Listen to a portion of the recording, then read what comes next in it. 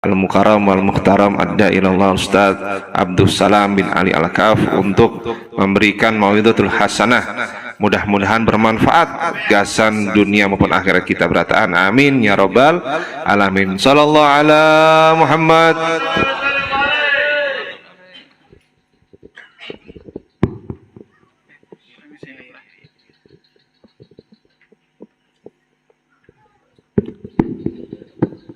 Assalamualaikum warahmatullahi wabarakatuh.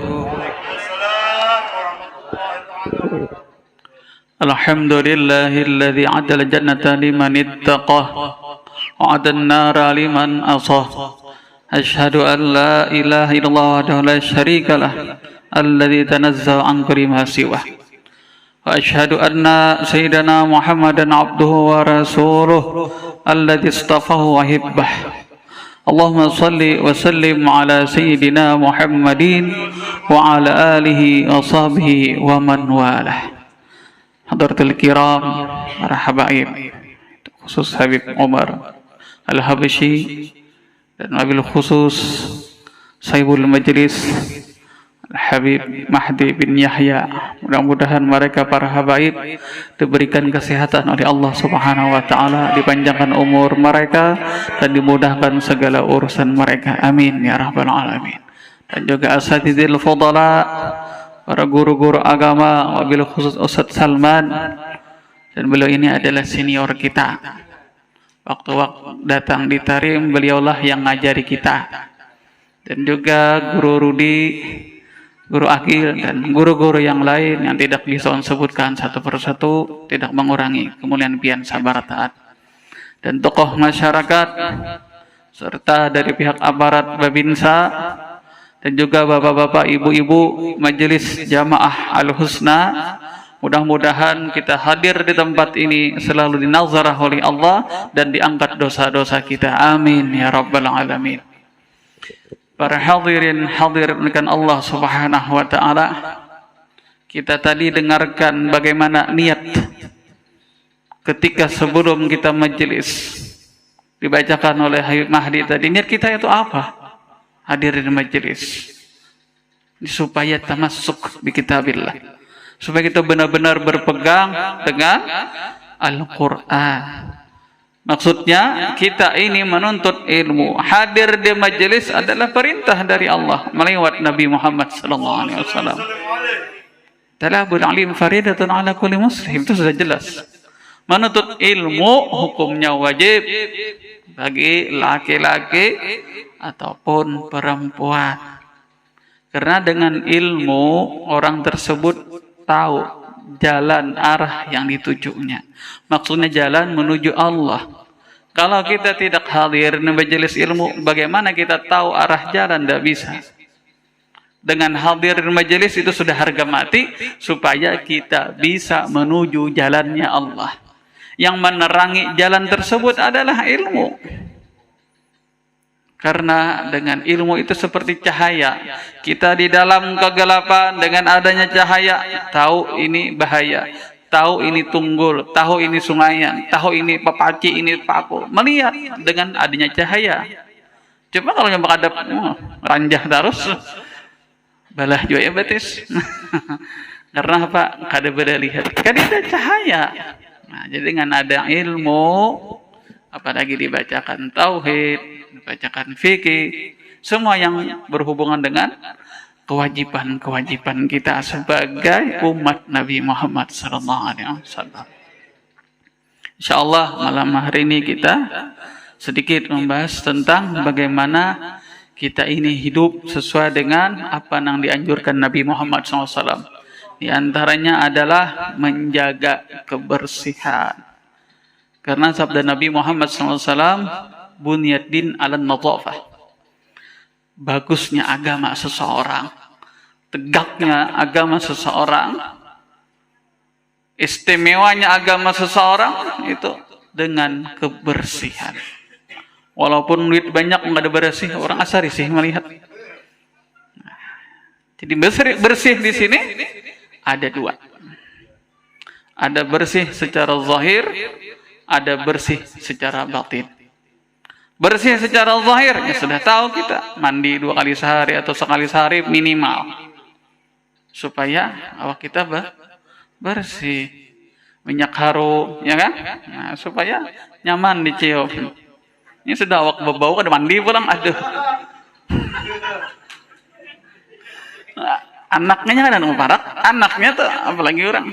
Ini abah nih bau ketiaknya, anaknya tuh apalagi orang.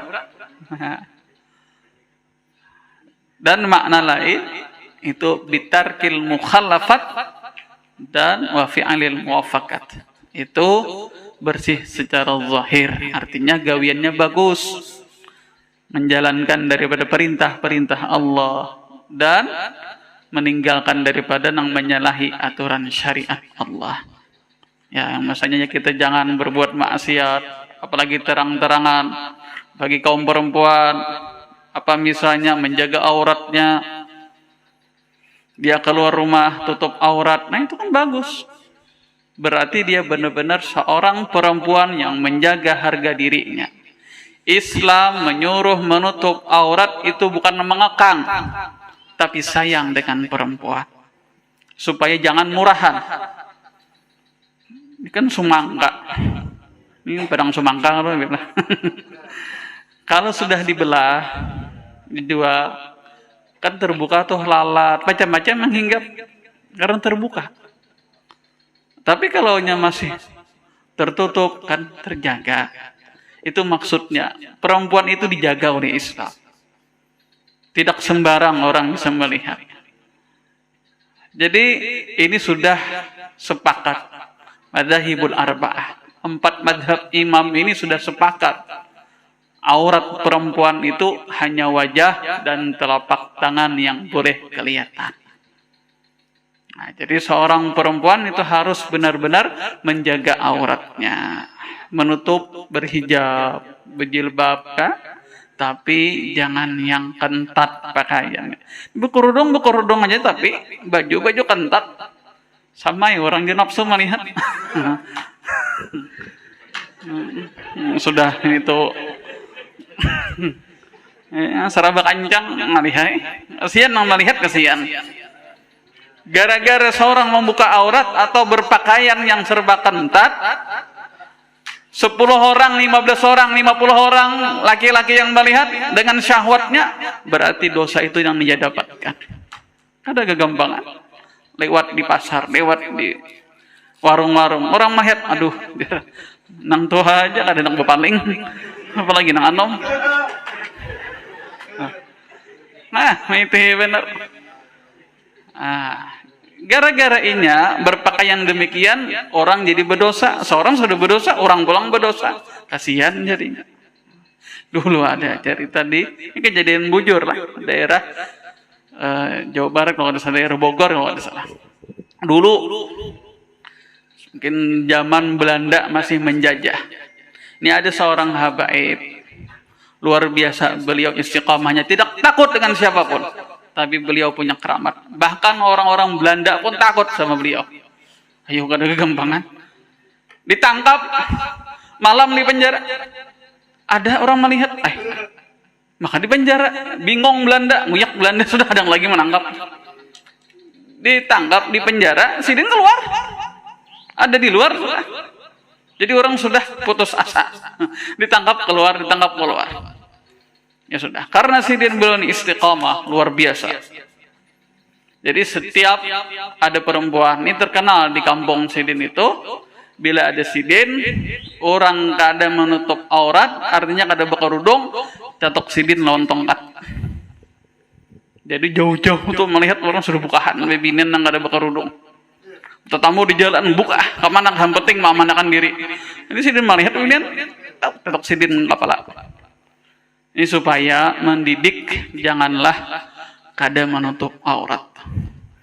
Cuman yang anehnya, kebetulan sidin jalan, ada anak perempuan Belanda. Ya jelas Belanda mana berjilbab, kada mungkin kan? Kada mungkin menutup aurat. Ya memang orang non-muslim. Tapi dia tahu, ini Habib kalau lihat perempuan, dicatuk kepalanya. Kalang kabut, buka hari sambat lagi. Bertemuannya, Mbak. Waktu bertemu itu, ada sawat lagi, mengamankan diri. Kebabak, tak gerlibat catok kepala. Ini Sidin nggak tahu Belanda atau siapa, catok Sidin. Kebabak, dalam pikirannya dicatok nih sudah. Buntu pikiran. Kayak apa caranya menutupi kepala? Rok ini diangkat, tutupkan kepala. Jadi kepala tertutup, ini kelihatan. Aduh. Jadi Habib ini kan dicatok lagi, Habibnya nang buka. Kalau kebiasaan kan Habib ini nang buka, ini kata Habibnya nang buka. Anak Belanda, ini kada hendak dicatok kepala. Ini maksudnya apa? Penting menutup aurat. Penting berhijab. Yang penting kalau kita keluar rumah, apalagi sudah bersuami, sedang-sedang aja lah pupur. Kada usah nang terlalu. Kalau perlu kada usah pupur. Berhias itu untuk suami. Bukan untuk siapa-siapa. Anda cantik untuk siapa? Hah? Anda cantik untuk siapa? Dibetapuk tangan, nah tahunya sudah. Banyak bini kira-kira.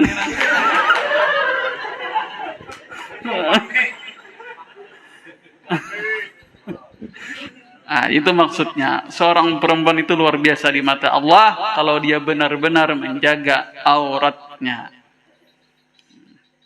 Jadi kebersihan itu penting, termasuk di dalam bahagian agama kita Islam. Terus orang mendapatkan kebersihan secara batin itu bagaimana? Kata Al-Imam Al-Haddad, maka hendaklah dia membersihkannya seperti sifat-sifat di dalam hati manusia itu pasti ada. Seperti apa? Sifat kibir, sifat sombong, itu pasti ada di setiap orang. Artinya sama kayak penyakit. Setiap penyakit ada obatnya. Artinya obatnya sombong ada juga. Itu seperti sifat tawadhu. Sifat sombong ini luar biasa. Amal ibadah kita sudah jelas ditolak kalau orang itu sombong. Tidak mau membuangi kesombongannya. Iblis saja yang berapa ribu tahun jadi gurunya malaikat, dilempar dari Dewan Ketuhanan. Ini kada diangkat lagi jadi pengajar malaikat. 4.000 tahun lebih. Kenapa? Sebabnya satu aja, sombong. Kata Allah, keluar engkau iblis. Allah kan menyuruh Nabi Adam alaihissalam, menyuruh iblis untuk sujud penghormatan kepada Nabi Adam. Kata iblis, aku ini dari api. Masa tunduk, masa menghormati sama yang terbuat dari tanah. Karena kada mau, sehingga Allah murka, sehingga iblis ini diusir. Orang yang dilaknat oleh Allah, orang yang sudah dijanjikan oleh Allah dia penghuni neraka.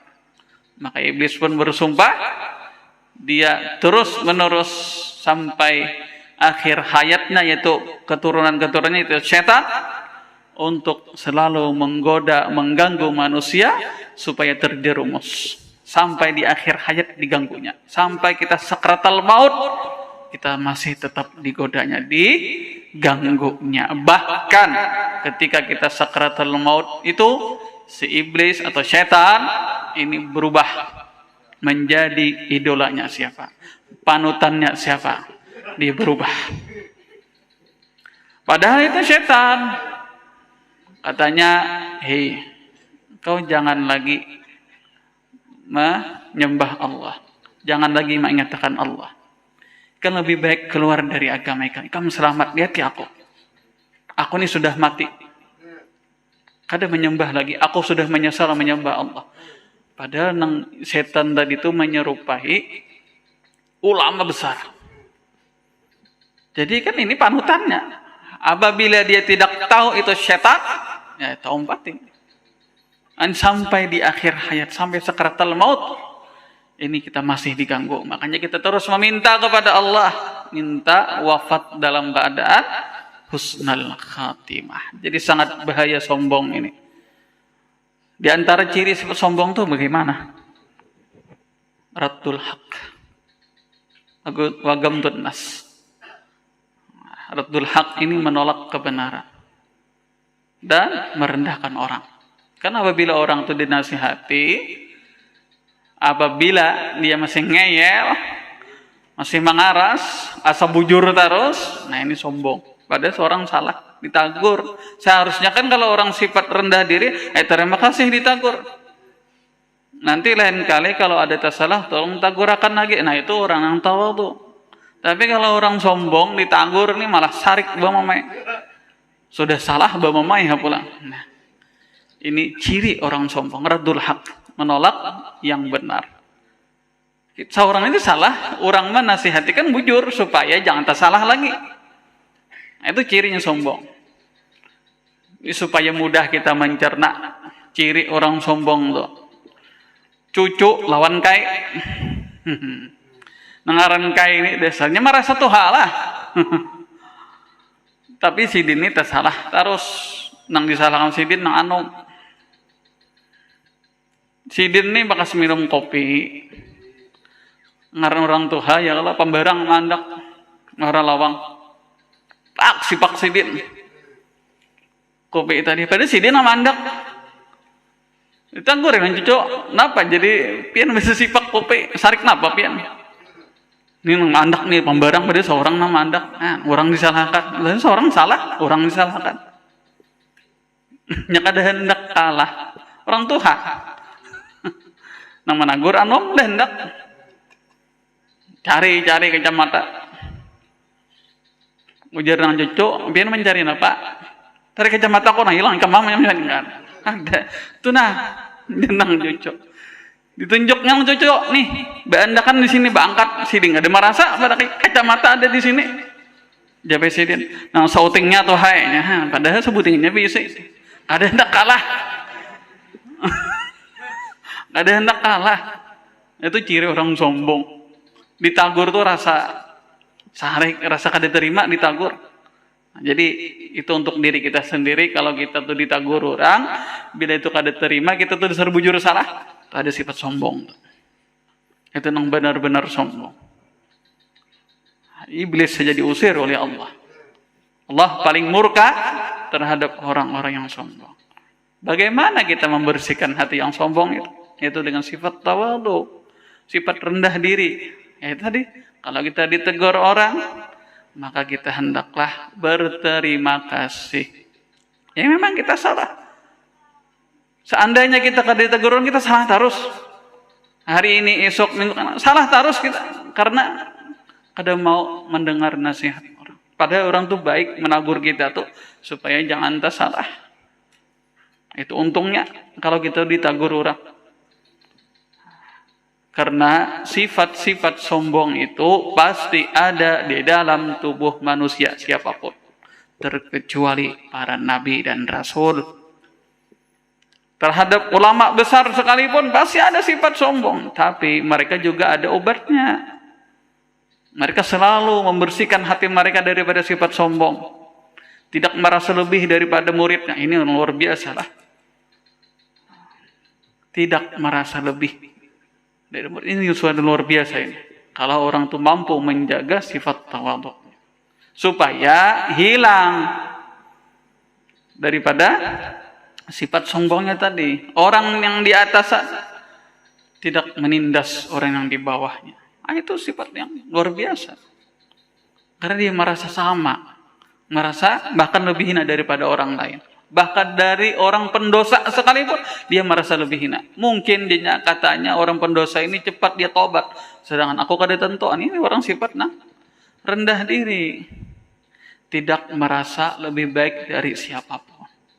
Ini terus diuji, terus dipraktekkan supaya benar-benar sifat sombong itu lenyap atau hilang, paling tidak aktif. Apalagi sifat manusia yang melekat, itu adalah sifat riya. Sifat riya ini selalu ingin dipuji, selalu ingin diingat, selalu ingin dipuji. Jadi kita disanjung. Itu sifat riya. Setiap aktivitasnya ingin dipuji, setiap aktivitasnya ingin disanjung, ingin mendapat kehormatan. Itu sifat riya. Artinya ingin dilihat oleh manusia. Bagaimana cara mengobati riya? Riya itu pasti ada di hati siapapun. Ingat, riya itu pasti ada di hati siapapun. Dari A sampai Z. Artinya kecuali Nabi dan Rasul saja yang tidak ada sifat riya. Bagaimana cara kita menghilangkan sifat riya tersebut? Hanya satu. Karena Allah. Apapun aktivitas kita, usahakan niatnya karena Allah. Kita beribadah salat sunat karena Allah. Kita hadir di majelis ilmu karena Allah. Bukan hendak disambat Pak alimnya. Hendak disambat ahli ibadah. Jangan. Riya itu biasanya ingin pamer. Pamer ini, pamer itu. Baik ibadahnya ataupun sesuatu yang benda ternilai. Bagaimana menghilangkan sifat riya? Itu semuanya memang karena Allah. Kalau ibadah, kalau milik atau sesuatu yang kita punyai, ingatkan ini hanya titipan dari Allah Subhanahu wa taala. Hilang tuh riya. Insyaallah lenyap. Karena ada lagi timbul dang lagi. Timbul hancurkan lagi. Dengan apa tadi? Di hati kita itu semua memang dari Allah. Jadi kita kan tidak lagi bangga diri riya, itu kan tidak lagi. Karena semua pertolongan dari Allah. Kita ibadah, jangankan 2 rakaat, jangankan wudu. Kita mengambil air wudu aja kada bisa bergerak kalau tidak ada pertolongan dari Allah Subhanahu wa taala. Jadi apapun tadi aktivitas kita, kalau memang karena Allah dan itu pertolongan Allah, insya Allah riya kita hilang. Ibadah kita mau hadir di majelis, ibadah kita sembahyang sunat atau sembahyang ke masjid, apapun ibadah kita, mau baca Quran. Kalau kita ingat Allah, kalau kita ingat pertolongan Allah, tuh insya Allah hilang riya kita. Karena ini yang mengotori hati kita, yang selalu ada di hati kita.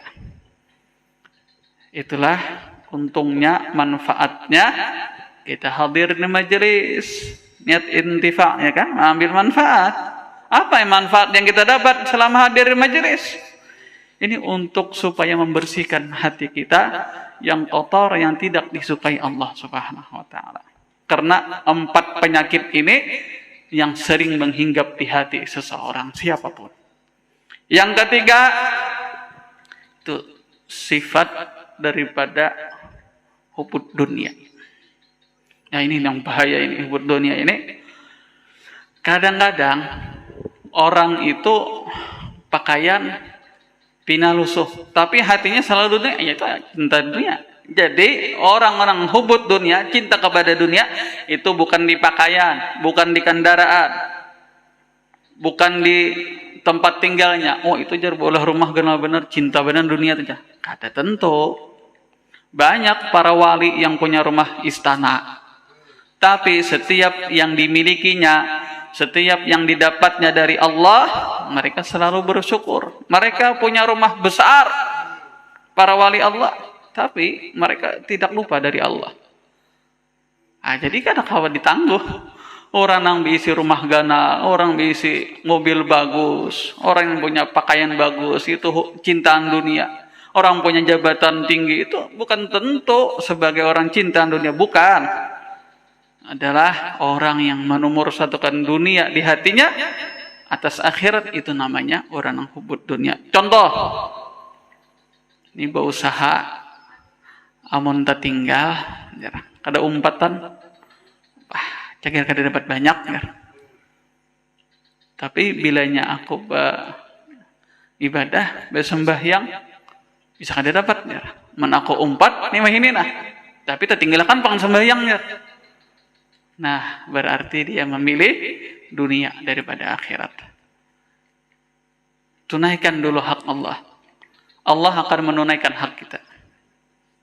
Kita tunduk dulu dengan perintah Allah, Allah akan memberikan segalanya untuk kita. Jadi jangan takut, jangan khawatir. Amun aku jar kada menggawi nang ini hari ini, tertinggal orang juhur asar. tapi banyak kolehan. Tapi bilanya aku sembahyang, bisa ada kolehan. Nah ini kan berarti mengutamakan usaha daripada sembahyang. Wani meninggalkan sembahyang asal dapat duit, ini bahaya. Wani meninggalkan sembahyang asal dapat duit, ini paling bahaya. Ini ada orang hubud dunia, orang yang cinta lawan dunia. Jadi kalau diambil patokan orang yang hartanya banyak, orang yang jabatannya tinggi, orang yang rumahnya mewah, itu 100% bukan yang hubud dunia. Mereka cinta dunia kada. Mereka mungkin dengan diberikan Allah sesuatu tadi, mereka bersyukur kepada Allah Subhanahu wa taala. Sehingga dalam Al-Qur'an sudah jelas, la in syakartum lazidannakum. Jika kalian mau bersyukur, pasti aku berikan. Pasti aku tambah. Pasti aku tambah. Kalau kita mensyukuri nikmat Allah, Allah berjanji akan ditambah. Bagaimana orang mensyukuri nikmat Allah? Menggunakan kebaikan apa yang diberi, yang dititipkan oleh Allah kepada kita. Gunakan kebaikan, gunakan dalam keridhaan Allah. Maka setiap yang diberikan tadi digunakan kepada yang baik, maka itu ciri orang yang berterima kasih kepada Allah, orang yang bersyukur kepada Allah. Kita diberikan harta, kita gunakan kepada kebaikan. Sisihkan harta kita itu, seapa kita mampu, sisihkan untuk bekal kita di akhirat juga. Itu nanti harta itu yang akan membela kita, baik di dalam kubur ataupun di akhirat. Ada di Al-Quran yang perlu dana, ada majelis yang perlu dana, sisihkan sedikit tapi rutin. Allah lebih suka yang demikian. Berarti orang itu bersyukur, berterima kasih diberikan harta oleh Allah Subhanahu wa taala.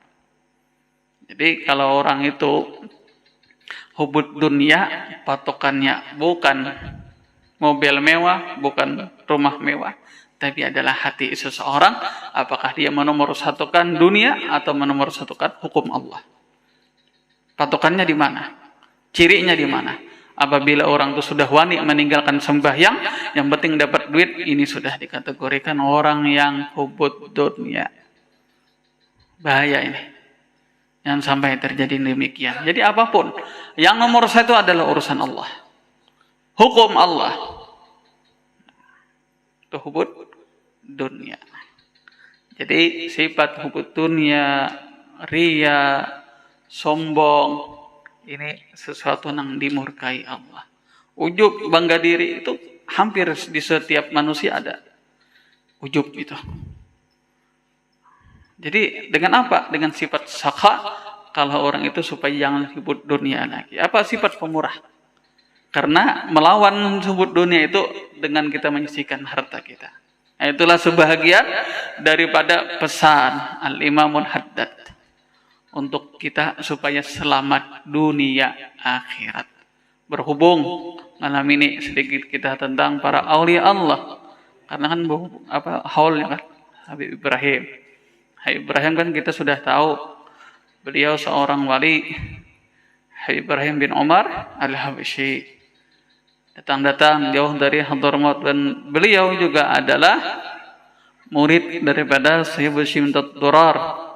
Itu adalah Habib Ali bin Muhammad Al-Habsyi. Jadi beliau itu datang ke negeri yang jauh, Indonesia ini. Apa tujuan beliau? Ya jelas untuk menggembirakan hati Nabi Muhammad SAW. Karena untuk mengembangkan dakwah, menyiarkan agama Islam, supaya Islam ini masyhur, supaya Islam ini tersebar ke segala penjuru dunia.